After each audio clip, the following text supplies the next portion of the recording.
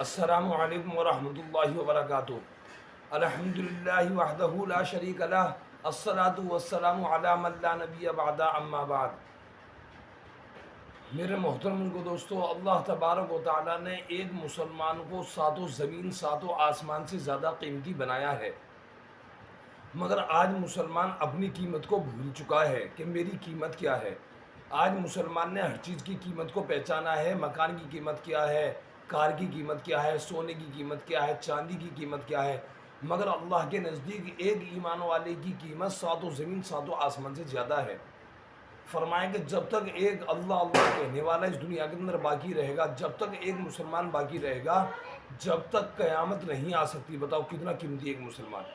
ہواؤں کا چلنا، بارش کا ہونا، زمین کا غلے کا دینا، سورج کا نکلنا، چاند کا نکلنا، دن کا ہونا، رات کا ہونا، صرف ایک ایمان والے کی برکت سے چل رہا ہے۔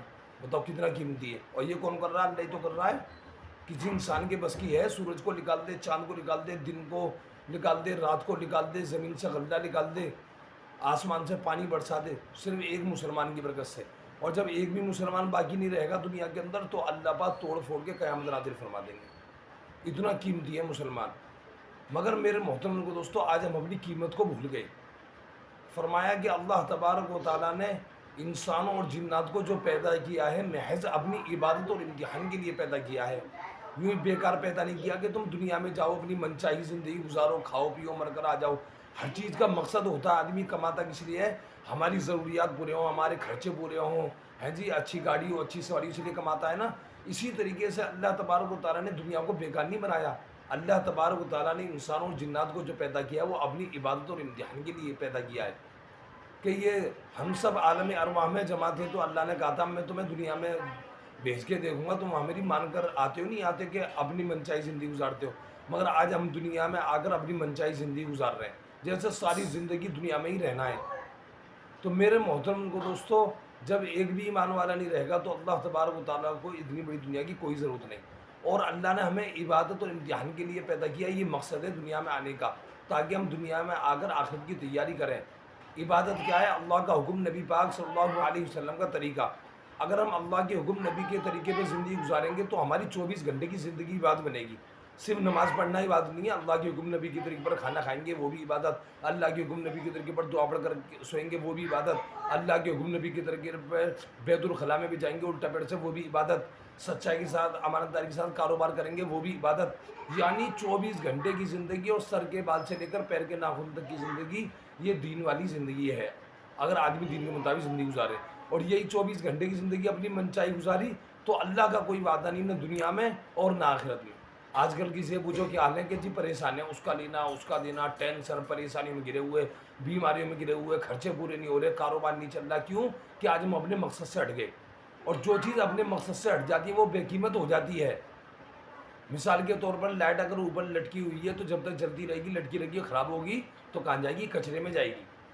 اسی طریقے سے مسلمان اپنے مقصد پر رہے گا تو اللہ پر اسے دنیا کے اندر عزت دے گا، سکون دے گا، برکت دے گا اور بعد مننے کی جنت۔ اور اپنے مقصد سے ہٹ گیا تو آج دیکھ لو ساری دنیا کے اندر سارے قومیں جی ساری حکومتیں مسلمانوں کے پیچھے پڑی ہوئی ہیں۔ کیوں؟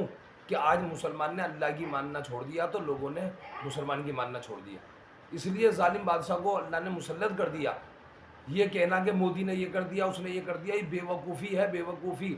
فرمایا کہ دنیا کا نظام جو چل رہا ہے تنہ اتنا اللہ چلا رہے ہیں، ساری کائنات کا نظام اللہ کے ہاتھ میں۔ جیسے بندے کے اعمال ہوتے ہیں ایسے اللہ کے فیصلے اترتے ہیں، جیسے مسلمان کے اعمال جاتے ہیں آسمان کی طرح ایسے فیصلے اترتے ہیں۔ ایسی مسلمان اگر نیک بن کر زندگی گزارے گا تو انہی حکومت کو مسلمان کے معاون کر دے گا اللہ پاک۔ یہی جو حکومت نقصان پہنچا رہی ہے مسلمانوں کو، یہی ان کے آگے کھڑے ہوگی اور یہی ان کو فائدہ پہنچائے گی۔ سارے دنیا کے دل اللہ کے دو انگلیوں کے درمیان میں ہیں، اللہ پاک جدھر چاہتے ہیں ادھر پھیر دیتے ہیں۔ تو اللہ نے ہمیں عبادت کے لیے بھیجا ہے اور امتحان کے لیے۔ امتحان کیا ہے؟ کہ کاروبار، بیوی بچے، ماں باپ، بھائی بہن، دنیا کی مشغولیت، یہ ساری چیزیں اللہ نے امتحان کے لیے لگائی ہیں۔ اگر یہ چیزیں نہیں ہوتی پھر امتحانی کی اس بات کا ساری دنیا جنت میں چلے جاتی۔ تو اللہ پاک دیکھنا چاہتے ہیں کہ میرا بندہ یہ بیوی بچے کاروبار کے اندر رہتے ہوئے میرے حکم کو پورا کرتا ہی نہیں کرتا، نماز پڑھتا ہی نہیں پڑھتا، گناہوں سے بچتا ہی نہیں بچتا۔ اب ہم ان ساری شکلوں کے اندر رہتے ہوئے دین کے مطابق زندگی گزاریں گے تو اللہ پاک کا وعدہ حق اور سچ ہے۔ کانوں سنا جھوٹا ہو سکتا ہے، آنکھوں دیکھا جھوٹ سکتا ہے، مگر اللہ کی بات جھوٹی نہیں ہو سکتی۔